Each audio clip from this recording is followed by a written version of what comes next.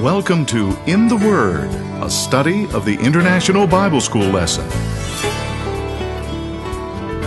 Join Dr. Lee Magnus, Professor Emeritus of Bible, and Dr. Bill Gwaltney, Professor Emeritus of Bible, both from Milligan College, as they bring you their thoughts and knowledge of the study of the Sunday School lesson for the day. Now, here is Dr. Gwaltney.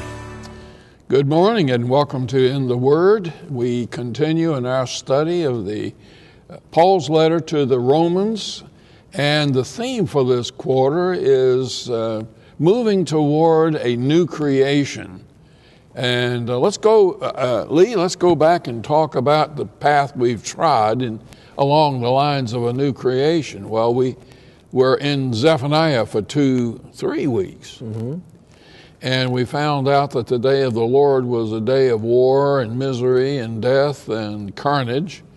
But one day, the day of the Lord, when we got to the end of that book, the day of the Lord is going to be a spectacular day of glory. Yeah, he predicts. And then Romans picks up on that, and it's kind of an explanation of, behold, I make all things new, because there's a whole new creation that's described. Right. Because of God's work in Christ. And Well, Paul doesn't begin with the new. He begins with the way the world is in his day, right, which is not really very new. Yeah. He talks about the need for salvation first. So he starts with the sin side of the picture. Just like Zephaniah did. And talks about the problem that needs to be overcome. And it's a problem that everyone shares. He makes quite a point of that. Back in Romans chapter 1, one of the things he emphasized was that Gentiles are held accountable by God, that they need salvation. And that might have surprised some people, but he says Gentiles actually had a kind of revelation of God in the natural world. Yes. They should have been able to see the person and power of God at work there. Right. And instead, what they did was worship the natural world instead of seeing... They deified the natural world, really, didn't they? Yes. Instead of using the natural world as kind of a lens or a window on God who should be worshiped. Then in chapter 2, he turns his attention a little more to the need of the Jews. They also had a way of knowing God, an even more precise and helpful way. Revelatory way. Revelatory. So they had what we call the Old Testament or the Scriptures. They had the law. They had the prophets. The problem there was that they disobeyed what they had. The Gentiles worshipped what they had. The Jews disobeyed the law. Right. And as a result, both are in a position of need when it comes to relationship with God. Just a comment, something that came into my mind as you were speaking about the Jews, especially the rabbinic Pharisaical side of the Jews, emphasized more than law. Mm-hmm. They emphasized law and prophets. Okay. And then, however, Paul does something that Jesus did, which was to go into the third division of the Old Testament, which we know as the Hagiographa, or the Holy Writings, and especially Psalms. And Paul is going to really focus very heavily in this morning's lesson on Psalms. Okay. So we have not only law and prophets, but we have law, prophets, and Psalms. Yeah. And Jesus referred to that threefold division as Luke records it. Right. So to me, it's very interesting that the writings, or the revealed scripture that we call the Old Testament, is all very good and proper because it is from God, but it too fails. Just like the knowledge of the earthly world, the world of creation, did not convince a whole lot of people. Then the law also had failed. It failed to bring about salvation. Yeah. Yes. Our lesson today actually flows out of the last verse of last week's lesson. Maybe we could look back at chapter 2, verse 29. Yes. It concluded, rather, a person is a Jew who is one inwardly, and real circumcision is a matter of the heart. It is spiritual and not literal. Such a person receives praise not from others but from God. Now, this idea that circumcision is not literal and physical. Not just a physical act. Right. One finds, believe it or not, in the Old Testament, in Jeremiah, Ezekiel, and also in even in Deuteronomy. Circumcision of the heart is the way the Old Testament expresses it. That great passage in Jeremiah 31 about the new covenant has language like that. Similar. Yeah. A new heart. A new heart. So what he's doing here is establishing the fact that there's kind of a new Judaism, not based on race or ethnicity. True Judaism. A true Judaism. Yes. A true covenant people, a new covenant people, which includes not only ethnic Jews, but all those who come to God in faith through Jesus Christ, as he'll explain a little later. Yeah, we're getting ahead of ourselves there. But he also uses this amazing phrase, a real circumcision, or a true circumcision, which he wants to include Gentiles as well as Jews. Well, he's even going at some point to say that there are Gentiles who observe the true law without knowing about the law of Moses. Yeah. So here you have a situation where you have law versus grace, and as a pair of opposites, a dichotomy, we might want to say.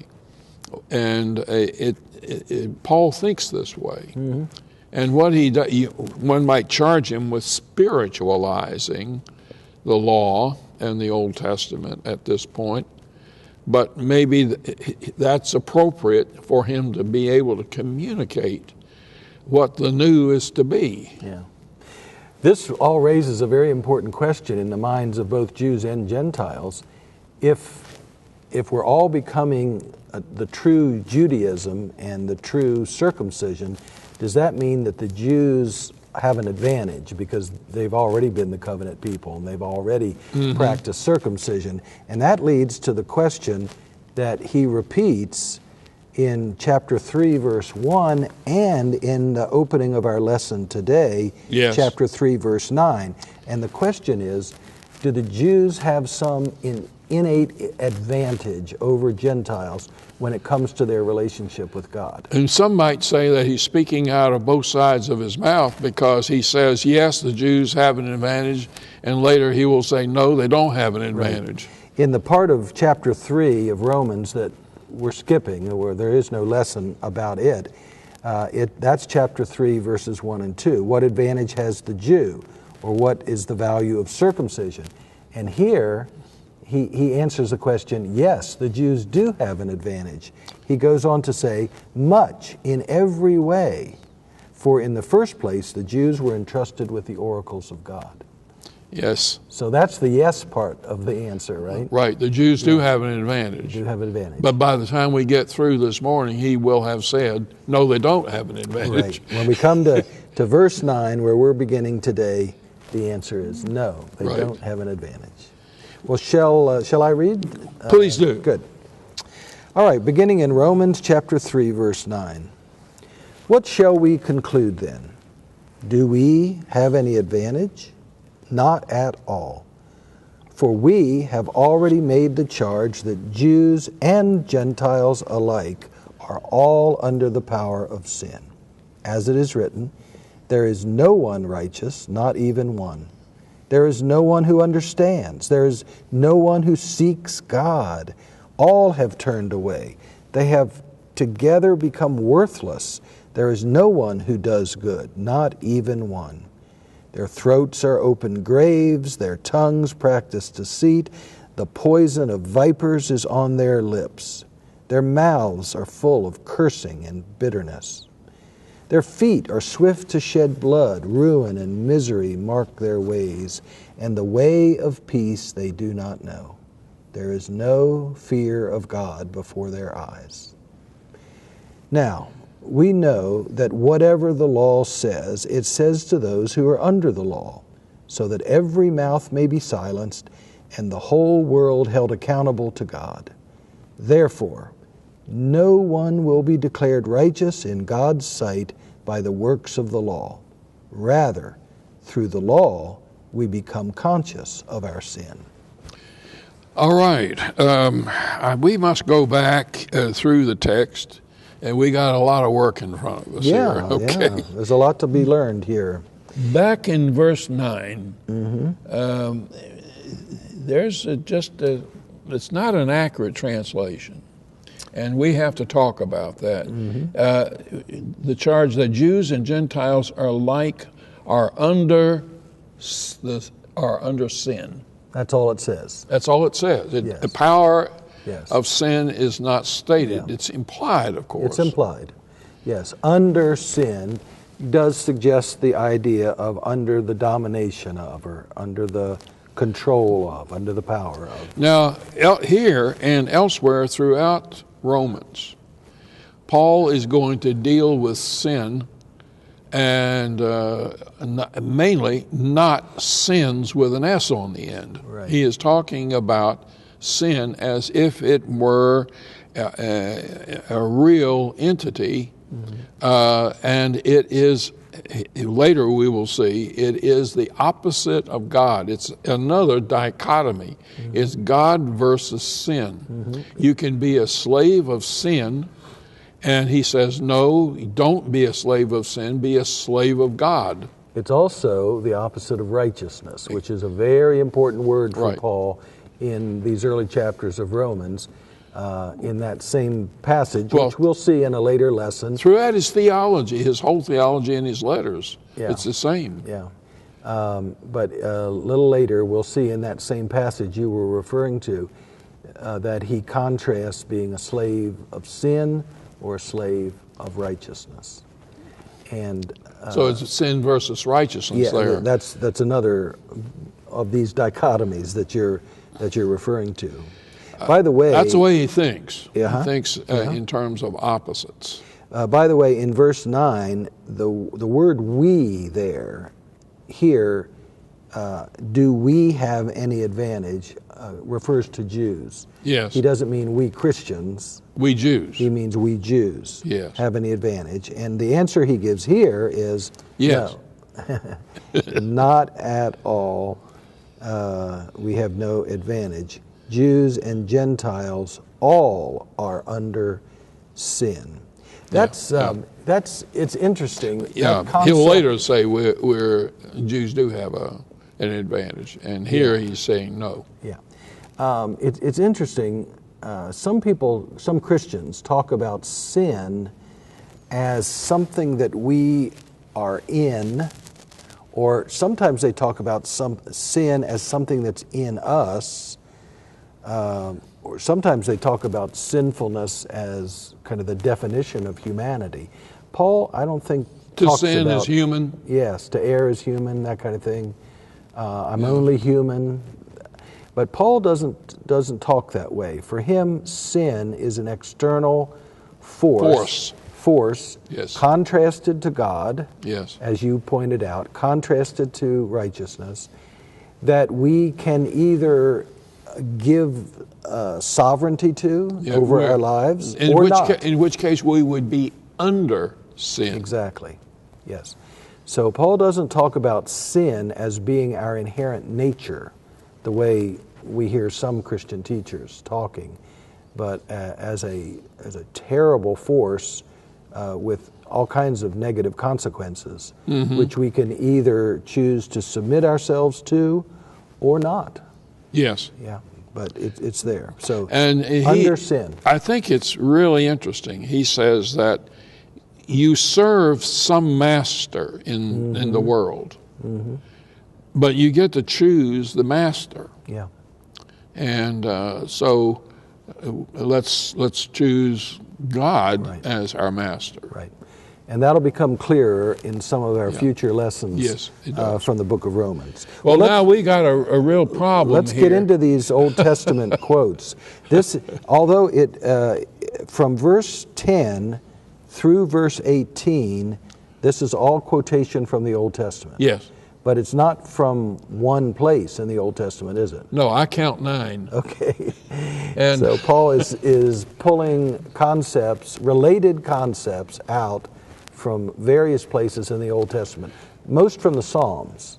that's true. And when Jesus defends himself against Satan in the parallel Gospels, he quotes Psalms against Satan, and I think also Deuteronomy As well. Yeah. as well. But now this says something very significant, because in the minds of many Jews, the Psalms were not authoritative. But in the mind, and of course to Sadducees, not even the prophets were authoritative. But here we have the concept of a much bigger Jewish scripture, which includes 3 divisions and not just 1 or 2. Okay. And so he is here. Sometimes he is not quoting or translating the Hebrew text, but it is out of the Greek text. Right. And they are Psalm 14 and Psalm 53 are very prominent, but also Psalm 5, Psalm 10, Psalm 36, and then from Proverbs. There's one statement that, and that's in verse 15, their feet are swift to shed blood. It seems to be referring back to Proverbs 1:16. And you said there's even an allusion to Ecclesiastes. In here. Yes. Now, it may not be a quote. It may be only a, what would you say, an echo from Ecclesiastes, and that would be Ecclesiastes 7:20 says, "Surely there is not a righteous man on earth who does good and never sins." Okay. Yeah. Well, in verses 10, 11, and 12, he begins with a quotation, a pretty close quotation of 3 verses in Psalm 14. Actually, 4 verses. 4 verses. Yeah. In Psalm 14, and we have to say, and 53, because we have kind of an anomaly. There is virtually the identical psalm twice in the canon of the of Psalms, and that would have come about because the book of Psalms is actually a collection of collections. Yes. There are 5 collections of poetry, song lyrics, in the book of Psalms. Yeah. And a careful reader, if you open your Bible to Psalm 1, you'll see it says Book 1 over top of it. That's right. And so evidently this psalm was so popular, it got collected in 2 different collections Yes, of true. worship songs. And there were even psalms that didn't get into Psalms, like Habakkuk chapter 3, for example, is a psalm, but it's not in the Psalter. Well, what's the theme here? No one righteous, not even one. It's interesting that he is talking about sin and what it means to be under sin. And so one of the problems with sin is that it's the contrast to righteousness. And righteousness has to do with a right relationship with God. Innocent. Being right with God. Yes. Yeah. And so the opposite of sin is righteousness, or sin is unrighteousness. Yeah, and righteousness brings the human and God together. Sin separates the human from God. The next thing he says in verse 11 is that sin is contrasted to a proper understanding of God. So here, sin is the equivalent of foolishness. Yes. Rather than wisdom. And that's a theme in the Old Well, Testament. that's how Psalm 14 begins. The fool has said in his heart, there is no God. Okay.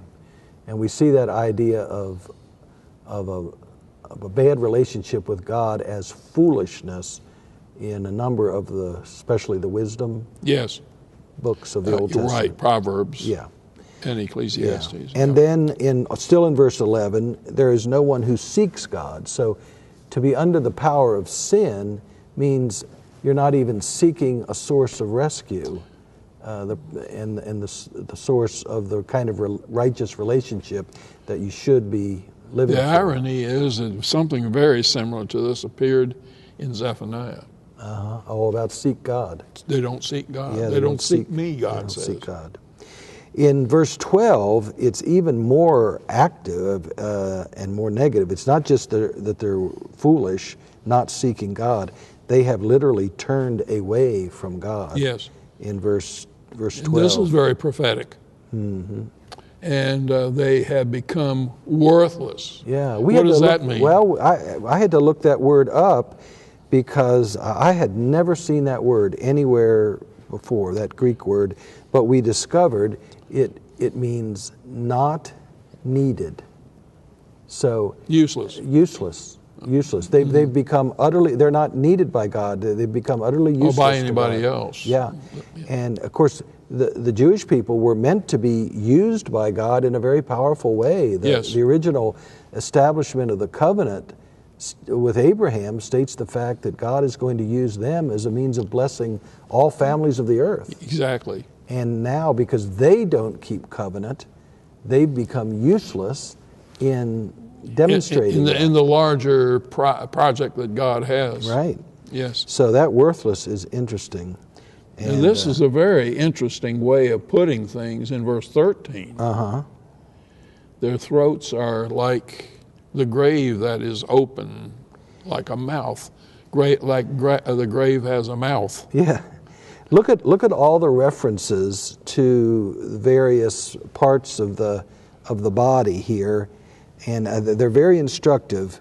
The first ones all focus on speech. Yes. You've got throats and tongues in verse 13. Lips. And lips. And then in verse 14, mouths. Yes. And so here he's talking about the way in which sin affects speech. And then in verse 15, it's feet. Movement. And movement. Action. Yeah, and in 16 and 17, the word way, in other words, path. Yes. So the way in which we speak is rendered ineffective by sin. Yes, and the way we act. The way we act, the way we move, our deeds. Yes. And then... well, again, this is very rabbinic because they talk about the pattern of your life as being a walk. Well, Paul picked up on that too. Well, very much so. Yes, because many of the places where the NIV says, let us live in such a way, it's actually the Greek word walk. Let us walk. Yeah, and you're saying that comes right out of... That's Jewish thinking, rabbinic thinking. So life is a journey. Yes. And life has to do with and you the need way to we pick walk. a path and pick the right one. Yeah. Now, all of this is climax. And the way of peace in 17 Oh, yeah. is also, a way is actually another way of saying a path. Okay. All of this is climaxed in verse 18 with a reference to the fear of God, and then eyes. Look at that. Yes. There's the other body part. Perception, the way you look at things. Okay, so let's sum that up. In verses 13 and 14, speech is affected by sin. 15, 16, 17, movement, action, life journey is affected by sin. And then verse 18, you say, our perception is affected by sin. Yeah, our value system. Yeah.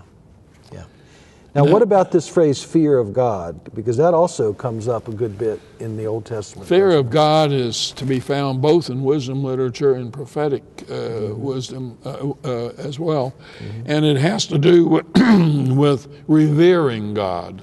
Okay. And showing proper respect to God. So reverence, awe, Yes. worship, Precisely. those concepts Yes. are here. That's interesting because here he climaxes with this concept that you brought up earlier, how Paul establishes this dichotomy between sin and God. Yes. That sin is what ruins or renders ineffective our relationship with God. Yes. And so he says the proper reverence for God is an antidote for sin. Or to put it the negative way, sin undermines our proper reverence for God. Right.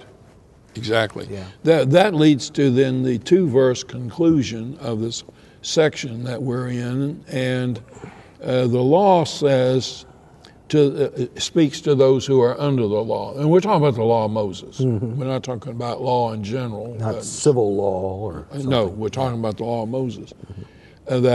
That would be found in the first 5 books mm-hmm. of the Old Testament. So it really then is what Jews place ultimate trust in, mm-hmm. in the law and keeping the law. Now, but there are people who don't live under that law. What about them?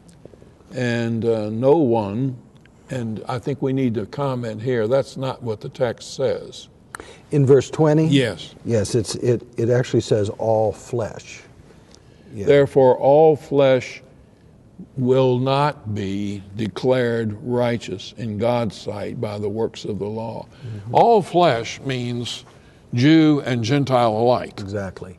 So the Jews who have had the law all this time have never been able to achieve a right relationship with God through law keeping, partly because the law doesn't save, and partly because they haven't kept the law to begin with.